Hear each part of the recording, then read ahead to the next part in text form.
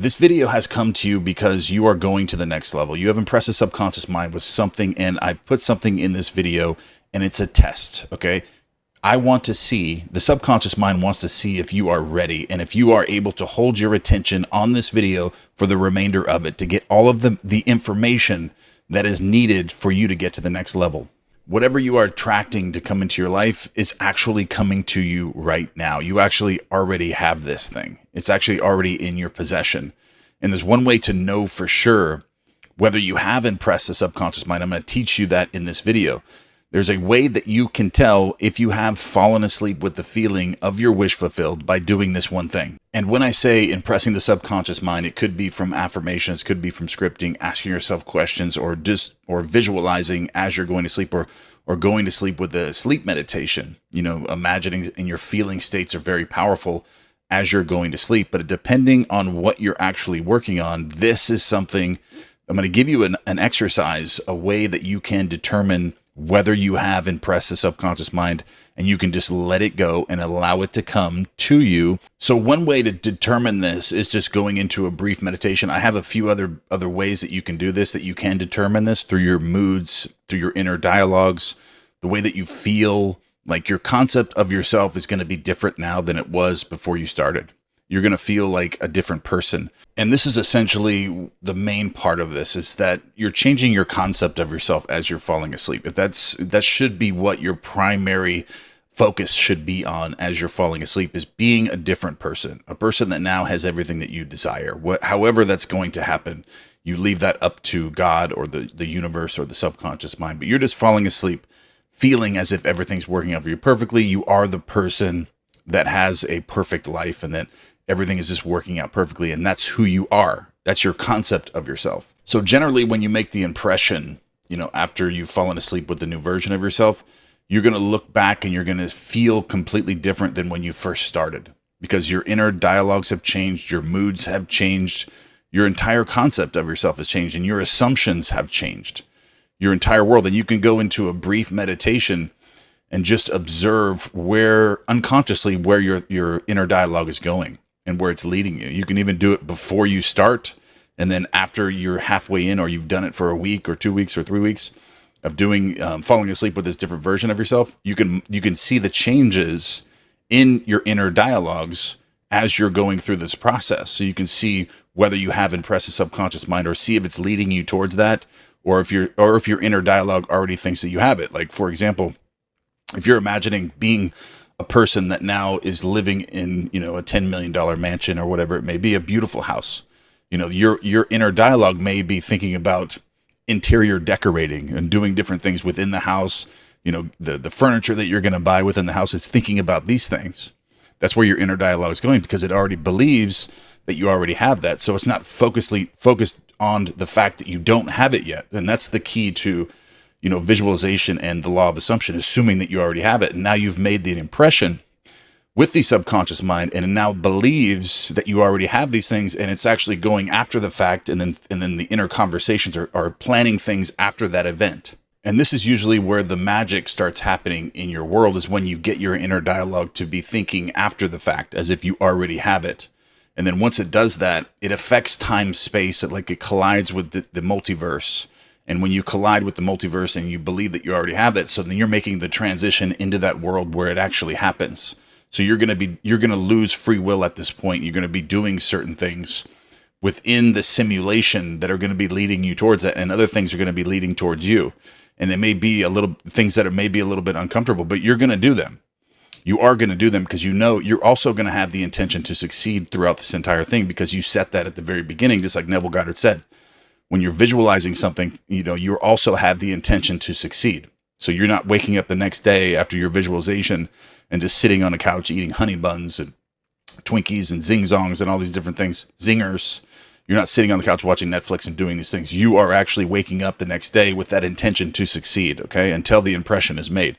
Because you can also assist yourself throughout the day by following certain steps that are leading you there, and keeping an open mind to these things until that the impression is completely made. And when you find that you're automatically, like, your intention to succeed is lining up and your inner dialogue is all lining up and you're doing everything right and the doors are opening, and there may be difficult things that happen in the process of that, but you're developing yourself through this process, because which may be needed to actually capture the naturalness of the end of this whole thing, because you must feel natural in the occurrence or the reception of your wish fulfilled as already being accomplished, and that's the moment that it will happen. And sometimes when you're following these steps with the intention to succeed, falling asleep with it already happened, and then getting a little bit uncomfortable, having obstacles and different things that are happening that may make you feel a little bit uncomfortable. Those things are happening to get you to that place where you feel natural now, having the $10 million mansion, or having the $100 billion business, or $100 million business, or whatever it is that you're trying to create, the naturalness of that. Because that's really what you're shooting for, is the natural state of already being in possession of your wish fulfilled. And that's why when you go back and you think of the person that you were before you started, and you still feel like you're the same person and you're still doing the same things, then you haven't made the impression yet. Because if you already felt natural in that state that you desired to be when you first started, you never would have started. You'd already have everything that you desired.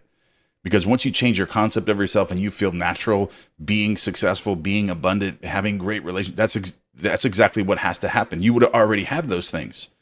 Were you already in possession of that feeling of naturalness and that concept of self? So for example, if you were to visualize, or if I were to be visualizing myself upgrading my physique, and I wanted to take it to the next level, I really wanted to take it to the next level. So I start visualizing myself, looking exactly how I want to look. I want my body to be sculpted and molded a certain way, and it's a higher level than where it is now. And I was visualizing this, and people, coming to me and saying, whoa, you really made some huge improvements in your physique. And I'm visualizing this, falling asleep with this, and I'm having the intention to succeed. What I'll usually do is you'll catch me up an hour early the following day. I'll have the intention to succeed, but I'm also visualizing this. Okay. So I'm assisting that process of me feeling natural in that state. So, and I'm also being more meticulous about my diet and about my macros, and doing different things throughout the day that are accomplishing this fact, along with the visualization. And it's going to cause an effect from the simulation as well, to believe that I am now this person that has this physique. So I'm speeding up the process with this. Because if I wasn't visualizing and I just did it manually, it could take 2 or 3 times as long. Because you hit this on both levels, okay? Because we know that we're living in a simulation. You know that it's an artificial world, but there's also steps that you have to take in order for you to experience this and experience the naturalness of you already being it. So when you couple your intention to succeed with the visualization of feeling that it's already done, what'll happen is, for me, my metabolism will start speeding up on its own.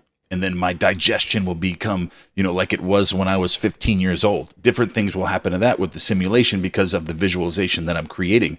It's going to speed up that process, but it doesn't mean that I'm sitting on the couch all day. And I wouldn't even be able to sit on the couch all day if I had a real intention to create a visual scene and make it clear in my mind and specific of me having this new physique. It's almost impossible for you not to have an intention to succeed and really be trying to make that happen.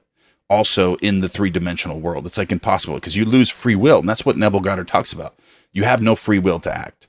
The only free will you have is to impress the subconscious mind, with a new feeling state, a new concept of yourself. And then once the impression is made and you've really detailed that, and you've changed all of these things within the simulation and in your imagination, your inner dialogues and your concept of self, and you made the impression, then you've lost all free will to act. So when I wake up an hour earlier, it's really not my own free will. It's actually the subconscious mind changing who I am when I wake up, and causing me to change what I'm eating, doing all these different things because of the person that I fell asleep with being. Because all of this works because of the way time and space operates, okay? Time, space, the 4th dimension, the subconscious mind sees us all at one time. So there's no difference between the past, there's no difference between the future. They've both already happened. So the present moment is the only moment that's real. So when the impression is made, all free will is lost. You have transferred to a different world. You collide with a different world, or it collides with you. Then you become that version. Now you're just an entirely different person and acts a specific way, because it's not your free will. You don't have any free will to act. The only free will you have is within your imagination and the impressions that you're making with the subconscious. And we have that ability as human beings to decide and make the decision that we want to be someone different. We want to have something different. And then you go into your imagination. This is what Neville Goddard figured out, all of this. Okay, so this is how you make that change, is the free will that you have to make an impression, coupled with your intention to succeed while you're visualizing. And with those things combined together within the visual scene that's very specific, then robs you, or doesn't rob you. You don't have free will to begin with, but the subconscious mind feels that. And then you are shifted into another concept of yourself, the same concept that you felt yourself being as you're visualizing that, thinking from that event, not of it. But then you transfer to a different parallel reality where you're now a different version of you that just acts within that state of consciousness that you are now in, the same conscious state of consciousness that you fell asleep in. So you don't have any free will to act outside of your state of consciousness. And this is the part that's really widely misunderstood about the law of assumption and visualization, and what Neville Goddard taught and many other spiritual teachers about visualizing. People say, well, you can't just visualize it and then just sit on the couch and it's going to come to you. No, that's not what's going to happen. When you visualize something and you really truly have really created a good faculty of your mind and attention, and you really created a visual scene or a feeling state as you're falling asleep at night, and you really feel that from that event and you fall asleep in it, you're not going to be sitting on the couch, even if you wanted to, but you wouldn't want to, because you wouldn't have free will within your new state of consciousness that you've created. You've leveled up your state of consciousness, okay? And in that state of consciousness, you're not going to be sitting on the couch because you just visualize yourself being successful. Do successful people lay on the couch all day and watch Netflix? No, they don't. They absolutely don't. And that's another way to actually figure out whether you have impressed the subconscious mind. Because if you're visualizing yourself being successful business owner and owning all these different companies and doing all these different things, having a successful brand and doing this, but then you find yourself just laying on the couch all day watching Netflix, then you haven't done it, because your state of consciousness was still what it is now when you fell asleep last night. It's all about what you're falling asleep with, impressing the subconscious mind with this new version of yourself. And this is why I talk about you can do it manually by, following your making promises to yourself and keeping those promises and leveling up manually, which will create a different version of you manually. But this is the automatic way to do it. You can change your state of consciousness as you go through uncomfortable things in the simulation that are going to raise your state of consciousness as well. But as you fall asleep, as you're raising it, is what changes it. When you fall asleep, say you establish certain things and you force yourself to do certain things and get out of your comfort zone throughout the day, and you're doing all these different things that are leading you to your wish fulfilled, the subconscious mind's going to feel this new version of you as you fall asleep that night, because you accomplished all these things. And then you'll lose free will the next day and become that new state of consciousness again. And then as you raise it again, and you'll keep doing it, but you can manually do it by disregarding the three-dimensional world and feeling as if you've already done those things when you haven't. Then you can make that impression and make it 10x, speed it up 10 times faster doing it that way, which is widely misunderstood in the law of assumption community and different things where people, they don't quite understand how this works. But I've been studying this so long and actually practicing it so long to really determine how this all works. And another part about impressing the subconscious mind, like, it's not just at night when you impress the subconscious mind with imaginal acts and what you're picturing in your mind. You're doing this all throughout the day. So when I say that you're manually changing it, I'm not saying that you still don't have free will in those acts. Okay, you don't have free will because you have to first imagine something first, and then the imaginary act within you creates the action that you take.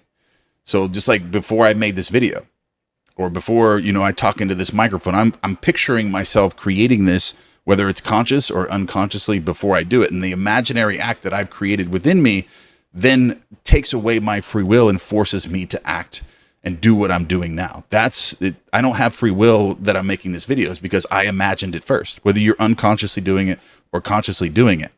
So there's a lot of different variables with this, but you absolutely don't have free will to act. It's the feeling states that you have and the pictures that are coming into your mind that are making you act. And I know this can be kind of confusing. I know there's a lot of you out there that absolutely understand exactly what I'm saying, but I would like to also know your thoughts in the column box below, in the comments. Leave your comments about this. I want to know if everyone understands this, because I can make more videos and really expound on this more. So leave your comments below. I'm very interested in reading those. I love you all, and I will see you in the next video. Wonderful human imagination.